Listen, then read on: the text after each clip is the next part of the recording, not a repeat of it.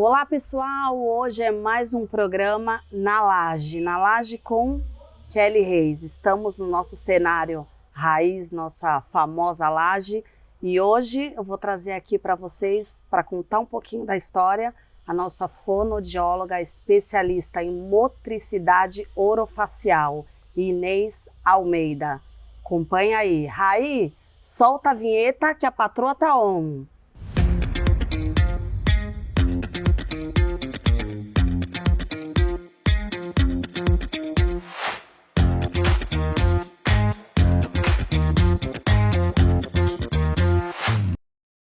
Inês, obrigado por receber nosso convite, estar aqui na nossa Laje Raiz, participando do nosso programa e contar um pouquinho da sua história, né, da sua experiência profissional. Como é muito grande, a gente vê que o currículo é grande, né, da sua experiência. Conta um pouquinho pra gente um pouco dela. Bem, minha primeira faculdade foi administração. A minha mãe dizia que eu tinha que fazer administração, fazer comércio exterior e estudar inglês, porque ela dizia que era isso que ia dar dinheiro. E eu sempre gostei de cuidar. E eu dizia para ela que eu queria fazer psicologia, eu queria ser uma psicóloga para eu cuidar das pessoas. E ela dizia assim para mim: imagina, psicóloga tem muitas e você vai passar fome, minha filha. E é interessante, né? Porque eu fiz administração, fiz inglês.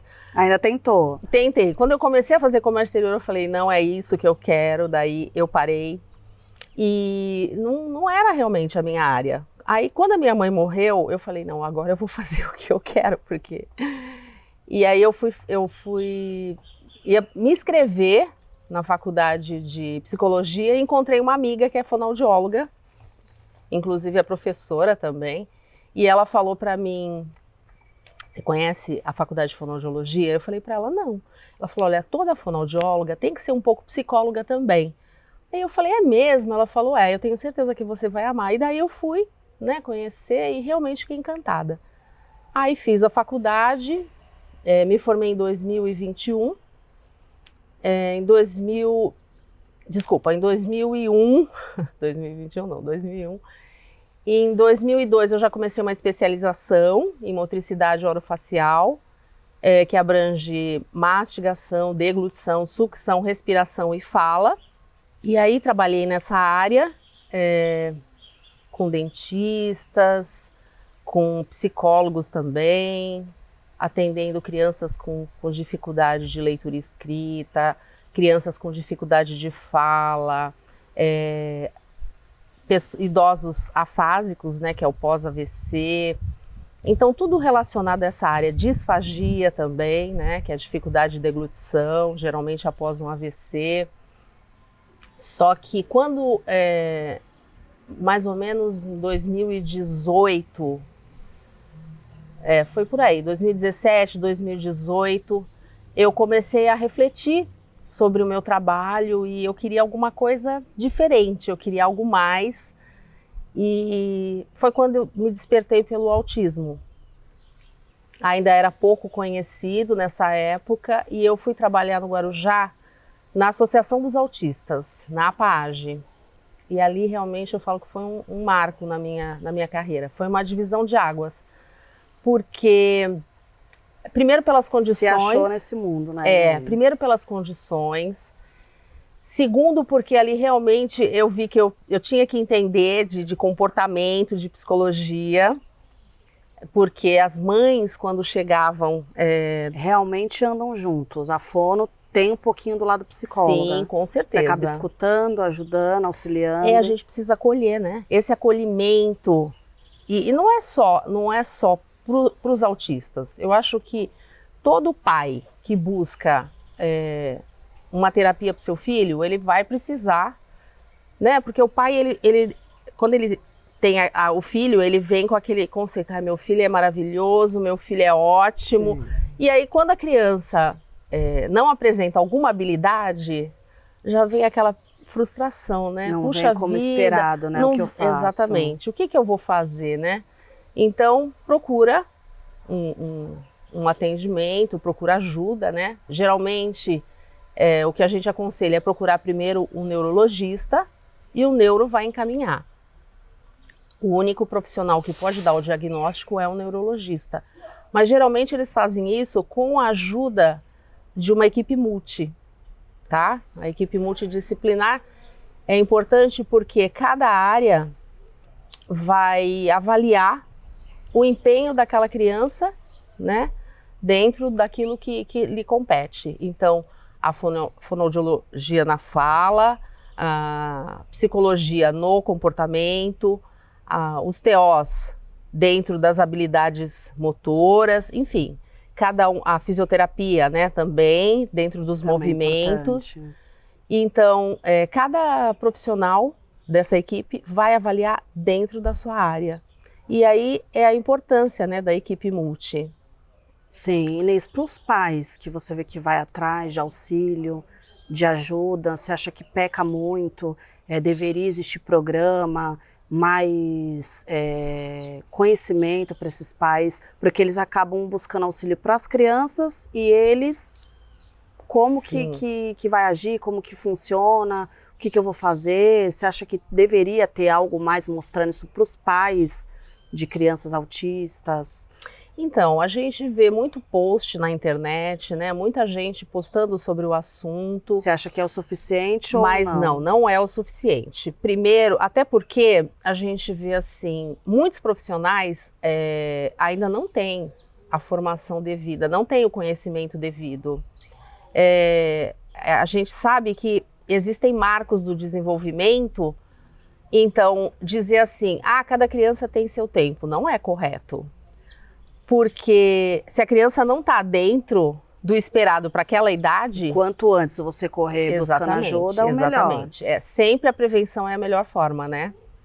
Então, fica a dica aí, galera, tá vendo? Muito importante, muito importante. Existem marcos no desenvolvimento e é importante que a criança atinja esses marcos, né? Vou esperar crescer mais um pouquinho, não. Dá tempo ao tempo, não é isso. Quanto antes você buscar ajuda... Se você percebe que a criança, por exemplo, não olha, a criança não tem intenção comunicativa, né? São coisas, não imita, são fatores importantíssimos para a fala. Contato visual, imitação. É uma criança mais reservada. É uma criança reservada, muito. Exatamente. Não tem intenção comunicativa. Se você fala, por exemplo, filho, pega para a mamãe ali, a criança não vai pegar. Não atende, ela não atende a ordem simples e muitas vezes ela não entende o que você está pedindo. Então tudo isso são dicas importantíssimas para as mamães ficarem de olho. Isso aí. E não ter o preconceito, né, Inês? Porque a gente vê que às vezes tem pais que não querem aceitar. Você vê que tem alguma coisa estranha, às vezes a professora fez um comentário na escola que não reagiu de uma forma que teria que reagir e os pais não querem buscar, meio que fecha os olhos e fala, não, meu filho não. É a negação. Inês, e a história de que cuida de quem cuida? Como que fica? Então, essas mães, muitas vezes eu falo mães porque a grande maioria são mães, tá? As mães é que vão. Hoje a gente vê uma adesão maior dos pais, né, nas terapias, mas a grande maioria são mães que levam, mães que buscam. Muitas vezes essas mães são abandonadas quando a criança recebe o diagnóstico. Isso aí, a gente pensa assim, é raro um pai que vai fazer isso. Não é. As mães são abandonadas, tem muitas mesmo.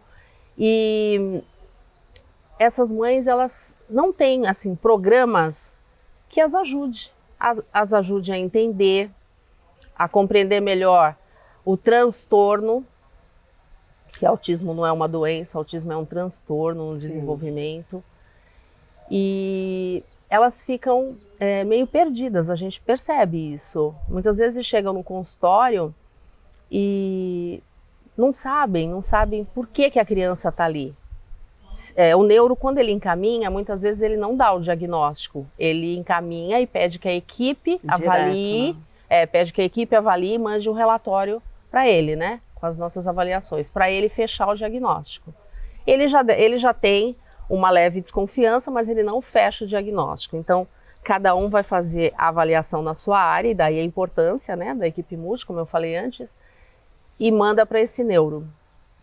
E quando a mãe chega, ela pergunta, doutora, por que meu filho é assim? E assim, isso já aconteceu muitas vezes. A mãe começar a chorar, sabe? Eu queria tanto que meu filho fosse perfeito. Então, você vê, é como se elas tivessem o filho padrão, né? É como se elas estivessem diante de alguma coisa defeituosa, né? E eu sempre falo, seu filho, ele é perfeito. Ele tem que aprender algumas habilidades que ele ainda não tem. Mas Sim. A gente vai trabalhar para isso e a gente vai chegar lá. Então, poderiam ter programas com palestras, com podcasts, poderiam ter reuniões para que uma compartilhasse a experiência com a outra, sabe? Eu acho que esse compartilhar de experiências é muito importante. Isso foi importante para mim também, no meu começo, porque a gente sentava com outros profissionais para conversar. Quando eu comecei, eu não sabia nada, né, sobre autismo. Um vai trocando experiência com o outro. E a gente outro, troca, né? essa troca de experiências acaba sendo muito rico para todos, né? Então, aí você vai aprendendo como lidar, porque na hora que você se vê ali, a primeira vez que eu me vi com uma criança autista tendo uma crise na minha frente, eu pensei, e agora? A nossa reação, a nossa ação tem que ser muito rápida, porque tem crianças que se autolesionam, tem crianças que são heterolesivas, né? Então, é bem complicado a gente lidar com tudo isso sem ter experiência. Então, por isso eu digo, né, que esse compartilhar de experiências foi muito rico e a gente precisa estudar, né? Eu fiz vários cursos sobre a ciência ABA, agora eu estou terminando uma especialização. Mais uma aí para o currículo, né, Inês? A gente não pode parar de estudar. Não pode parar, né? Quem está na área da saúde tem que estar ali, sempre renovando, buscando, porque tudo muda o tempo todo, né? Então, estou terminando para conhecer um pouquinho mais, né, da ciência. A primeira experiência que você teve com uma criança autista, conseguiu se sair com facilidade? Foi difícil? Então, era um menino, ele tinha 7 anos, esse menino eu não esqueço jamais, Matheus. Tinha 7 anos e bem difícil. Quando a mãe saiu da sala, ele começou a jogar todos os brinquedos no chão. E eu tentava pegar os brinquedos, sabe? Você tenta fazer ali aquela interação com a criança, mas não conseguia. Foi bem difícil. Aí um outro profissional entrou na sala e me ajudou. Então daí é que eu comecei a ter essas supervisões, daí eu comecei a participar, né, desses grupos de estudo. E daí a gente vai indo, né? E a Inês, vida pessoal, consegue separar um pouquinho, leva um pouquinho para casa, muita coisa absorve? Porque tem casos graves, né, que você pega. Olha, a gente sempre tem alguns casos que a gente acaba levando para casa sem querer, né? Às vezes você acorda assim à noite, né? Acorda na madrugada pensando, puxa, será que eu fiz certo? Será que eu poderia ter feito diferente? E aquilo, a dica que eu dei para aquela mãe, será que funcionou? Funcionou? Será que ela está aplicando em casa? Como será que o pai está reagindo? Então, assim, é um universo que ele vai além do trabalho, tá? Ele realmente, muitas vezes, está na minha vida pessoal e às vezes você está andando, né? Você está na praia, você está no shopping. Hoje em dia a gente vê um número muito grande, né, de crianças. E aí você vê certos comportamentos e as pessoas olhando e falando, nossa, que falta de educação, que mãe que não dá limite. E a gente sabe que não é isso. A gente sabe que provavelmente é uma criança autista. Então, é difícil não levar isso para fora do trabalho. No teu dia a dia, você acaba querendo ajudar pessoas. Exatamente. Eu já tive mães que não tinham ainda o diagnóstico e a gente começou, o pessoal da equipe, né? Levemente, dando pequenas dicas e ela dizia assim, mas por que vocês estão falando isso? Mas por que vocês estão me dizendo isso? Porque a gente não pode falar, né? Só o neuro. E aí, quando ela voltou no neuro com as avaliações... Quem dá o laudo é o neuro, né? Quando ela voltou no neuro com as avaliações, o neuro falou para ela, olha, essa característica, essa característica, essa característica. E aí depois ela reuniu a gente e falou, olha, eu queria pedir desculpas para vocês, eu realmente estava completamente ignorante nessa situação, eu não tinha noção disso. E agora, na hora que o médico começou a me mostrar ali no consultório, né, os comportamentos, eu comecei a entender as falas de vocês. Cada toque leve que vocês me davam, vocês estavam querendo que eu abrisse os olhos para o comportamento. E eu quero agradecer e quero me desculpar, porque eu acho até que eu fui grossa. Eu falei, não, mãe, tudo bem, a gente entende. Isso acontece. Acontece, né? Geralmente acontece dessa forma. Inês, fala um pouquinho das novas terminologias que estão usando hoje em dia. De acordo com o CID-11, que saiu agora em 2023, a gente não fala mais leve, moderado e grave. São níveis de suporte. Nível 1 de suporte, nível 2 de suporte e nível 3 de suporte. Então, aquele autista que era considerado o gênio, né, que alguns chamavam de Asperger, hoje a gente chama, não existe também mais essa terminologia, e a gente chama de nível 1 de suporte. Os autistas que seriam o moderado são nível 2 de suporte e os mais graves são nível 3 de suporte. E ainda existe o outro lado, né, da pessoa que não quer aceitar o diagnóstico do filho. Olha, eu acho que isso vai existir sempre, né, Kelly? Porque qual é o pai, qual é a mãe que aceita, né, que o filho tão esperado não é do jeito que eles sonharam? Então, é difícil, eu acredito que seja bem difícil para um pai, para uma mãe, aceitar esse diagnóstico, mas uma coisa que eu sempre falo, o autismo, ele não é uma doença, ele é um transtorno do neurodesenvolvimento. E a criança nasceu sem algumas habilidades, essas habilidades elas podem ser ensinadas, elas podem ser desenvolvidas, tá? Só que assim, a gente precisa do empenho da equipe multi, a gente precisa do empenho da família, a gente precisa do empenho da escola. Achar que só a família, ou só a equipe multi, ou só a escola vai dar conta, não dá. É um conjunto. Todo mundo agindo da mesma forma, todo mundo trabalhando, né, no ensino daquelas habilidades para a criança, e daí a gente consegue chegar num resultado super favorável. Eu tenho pacientes eu tenho um paciente em especial que ele começou comigo exatamente no dia que foi fechado tudo, dia 16 acho que foi 16 de março de 2020. No dia que foi diagnosticado.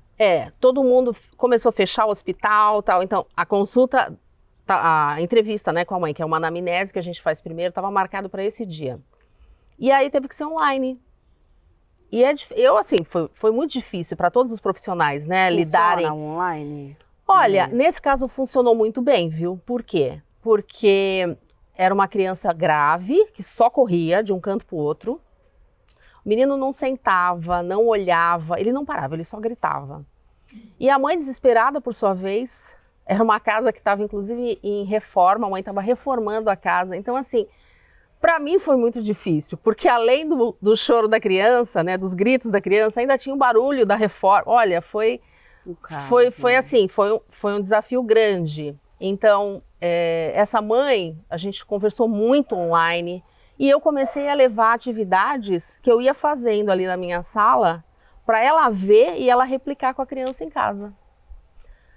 Funcionou? Funcionou, porque quando tudo voltou ao presencial e esse menino chegou na minha sala, ele já estava ficando sentado e ele já estava fazendo contato visual. Mas essa mãe, ela foi uma mãe muito empenhada. Eu sempre falo, sabe? Eu dou os parabéns para ela. Só no consultório, levou para casa, no dia a dia. Ela era muito empenhada com tudo. Todas as dicas que eu dava, ela seguia ali ao pé da letra. Por quê? Porque ela queria ver o filho, né, em pleno desenvolvimento. E uma das coisas que os pais se dedicarem, né? Sim, eles ajudam no no tratamento, Sim, né, da criança. E uma das coisas que ajudou muito é que estava tudo fechado. Ela não tinha outra alternativa, ela estava em casa com a criança, né? Ser online. Então, ela trabalhou ali com afinco naquele menino e hoje o menino lê, ele escreve. Uma graça. E fala muito bem, sabe? A gente vê assim que gratificante, né, muito o trabalho. gratificante você poder interferir na vida de uma pessoa nesse nível, sabe? Você vê a criança chegar ali com muitas alterações e de repente você saber que você participou, né, daquela formação e a criança consegue ter uma vida bem próxima aí do normal. Então, maravilhoso. E a opinião da Inês sobre o Dr. Google? Eu vou colocar aqui no Google, vou ver o que eu tenho para me diagnosticar. Se eu tenho TDAH, TEA... É um perigo, né, Kelly? Porque cada ser humano tem um DNA. Então, o meu DNA, ele tem a ver com o DNA do meu pai, com o DNA da minha mãe. Além disso, tem algumas coisas, por exemplo, eu fiz agora um teste genético, então tem algumas coisas que eu recebi do meu pai, tem algumas coisas que eu recebi da minha mãe, e o meu próprio organismo criou algumas defesas. Então, todo indivíduo tem isso. Eu não posso chegar lá e pegar alguma coisa pré-estabelecida, porque eu sou um indivíduo completamente diferente de você, que é completamente diferente do outro. Isso é muito perigoso. A gente não deve fazer isso. Então, galera, descartem o Dr. Google. Eu acho assim, o Dr. Google, né, Inês? Ele é importante. Algumas vezes. Algumas vezes, porque coisas, a gente né? consegue ter uma noção geral das coisas. Mas não se diagnosticar com o que o Google passou. Um diagnóstico é muito perigoso, gente. Eu acho mais fácil procurar um neuro, um profissional, né? Competente para fazer uma avaliação e te dar um diagnóstico. Inês, e a gente vê muito no mundo da mídia, cinema, que tem muito a retratar dos TEAs, que são gênio. O que você acha disso?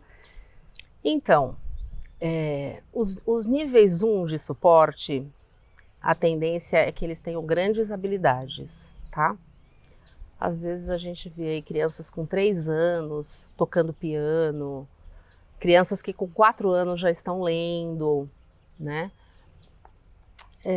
Mas é um perigo isso também, porque quando a criança tem altas habilidades, geralmente é o que a gente vê, tá? Todo autista com grandes habilidades, ele tem uma deficiência no convívio social. É bem difícil isso.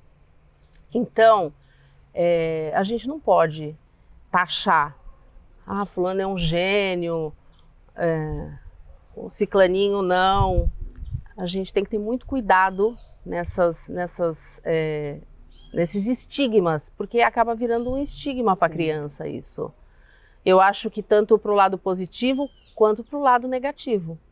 Porque uma criança que é tratada como um gênio, no desenvolver dela, né, no desenvolvimento dela, quando ela tem aí alguma atitude ou quando aparece alguma coisa com a qual ela não consegue lidar, você imagina como essa criança vai se sentir? Porque ela sempre foi considerada um gênio e aquilo dali saiu do conhecimento dela, né?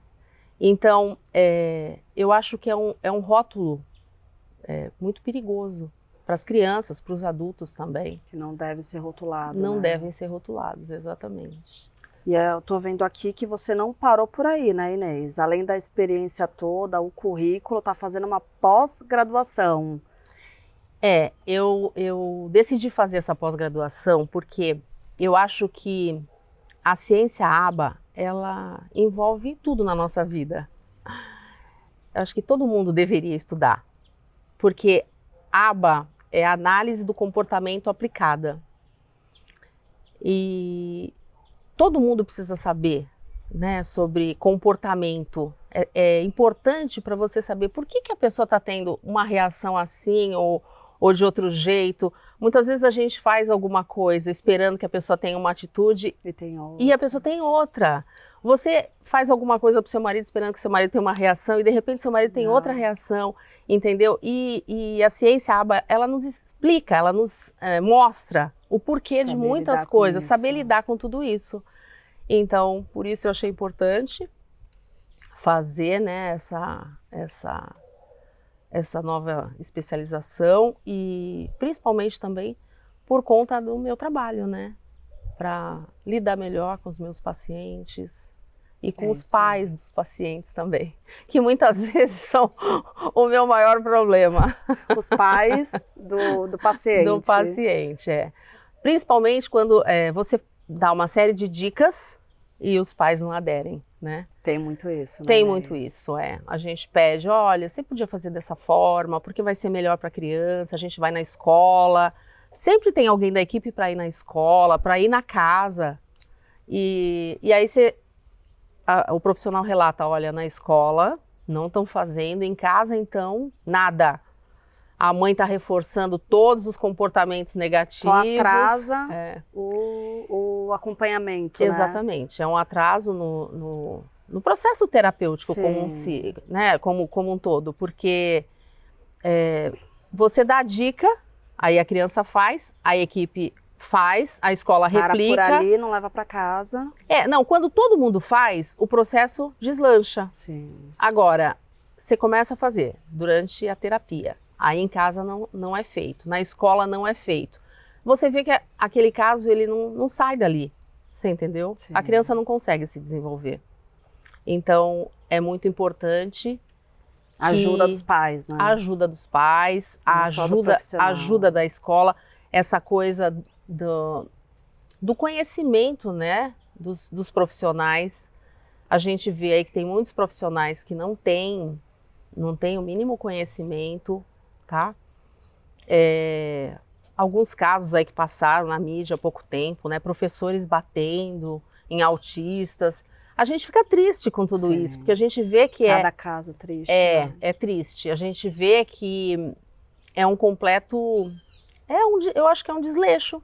Primeiro, dessas pessoas que estão sendo contratadas. E segundo, dos órgãos competentes.